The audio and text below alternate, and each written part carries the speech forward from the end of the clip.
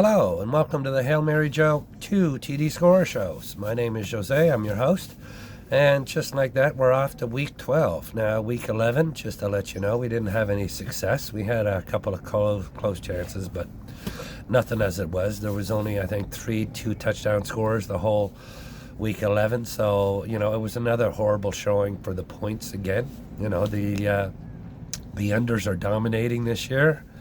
Normally we'd have a bit more success than what we have, but it is what it is, and I'm still doing it. I'm not giving it up, even though a few people told me that maybe I should change my tactics. Well, I'm going to give you some different stats, but as it is. So for Thursday, Thanksgiving game, there's 3 games on the docket, and there's 1 game for a Black Friday game. I put all these 4 on the ticket. I have 1 player from each of these games, 3 of them for 2 touchdowns and 1 of them for 1 touchdown. Okay, so we'll go through them and we'll see how it is. I spent a total of $7 on these tickets at 50 cents for the 1s, the 2s, and the 3s only. Didn't touch the 4s. Remember, this is not financial advice. This is strictly what I'm doing and only what I'm doing. I'm not authorized to give you that. And if you do decide to gamble on football or any other sport, remember, only bet what you can afford to lose. So here we go. Game number 1 is between Detroit Lions and Green Bay Packers. I'm a Green Bay Packer fan. I've seen a lot of Detroit Lions wide receivers turn around and beat the hell out of us with everybody in our division, from Justin Jefferson to Amon St. Brown and everything else. Well, I'm taking Jameson Williams for the Detroit Lions at 2 TDs at 30-1. Now, last week he played 65% of the red zone snap counts. Of all snap counts, and he is getting an 8.5% target share. He was 2 for 3 catches, 44 yards, and 1 touchdown last week. He's, I'd like to see him getting more and more involved, but he is getting more and more and more involved, so we're taking that chances with them. Now, Green Bay does allow a touchdown to be scored on 45.45 trips into the red zone, and Detroit scores on 52.94% of their red zone trips. So, you know what? There should be some good scoring points opportunities in this game. Player number 2 is also for 2 touchdowns. He's also in the same kind of situation where he's not the number 1 in his position, but I like him. He's been playing well, and that's Rico Dowdle for Dallas, 2 TDs at 20-1.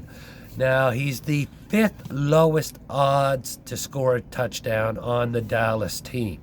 So that means there's quite a few people, but for his value and the way that he's been playing the last couple of weeks, especially, Pollard came on last week, but is he going to have another great week? Is he not? We don't know. So we're going to stick with Rico again.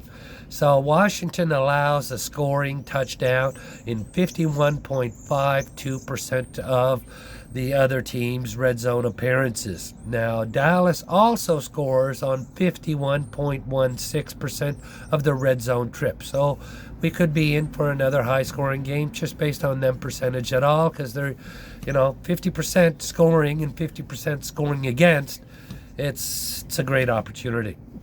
So the third player I have on this ticket is for game number 3 between San Francisco and Seattle, and I'm picking George Kittle for San Francisco, 2 TDs at 12-1.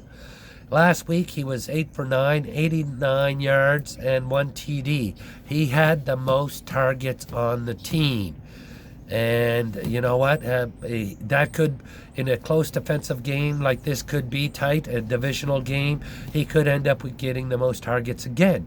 Now, Seattle has allowed a TD, are you ready? On 65.38% of the red zone trips by their opponents. And San Francisco scores a TD on 60% of their red zone trips inside the red zone on the other team. So, you know what? With the 65% that Seattle allows scoring and San Francisco scores on 60% of them, yeah, I like them. I like them a lot, as they say. Those who like it a lot. So, anyways, That's the 3 players with the 2 TDs. And the other player I have is Alex Ingold. Yes, you heard that right, for Miami, for 1 TD at 12-1. Now, he's a fullback. He doesn't get a whole lot of opportunities, but his time does come, and he gets more opportunities when they face a better defense. You know, the tougher the defense, the more opportunities that Alex Ingold is going to get. Now, that doesn't mean that he's going to get 20 opportunities. No, he might get 2 or 3, but we only need 1. We only need 1 touchdown. Right now, New York Jets have allowed a touchdown to be scored on 41.38% of the opponent's trip into their end zone. So, you know, they are one of the better defenses, which means that I'm thinking that Alex Ingold may have an opportunity here and there because of that. Now, Miami does score on 73.53% of their trips into the end zone. So something's going to give here. One team is going to succeed, one team is not, and we're hoping that Alex Ingold gives us 1 opportunity for 1 TD. So that's what we have, okay? We have Jameis Williams for Detroit Lions, 2 TDs at 30-1. Rico Dowdle for Dallas at 2 TDs at 20-1. We have George Kittle for 2 TDs for San Francisco at 12-1. And I have Alec Ingold for Miami for 1 TD at 12-1. Enjoy the games. I will be back Saturday or early Sunday morning, but more likely Saturday evening for all my Monday picks. Enjoy the games. Have fun. And see you soon.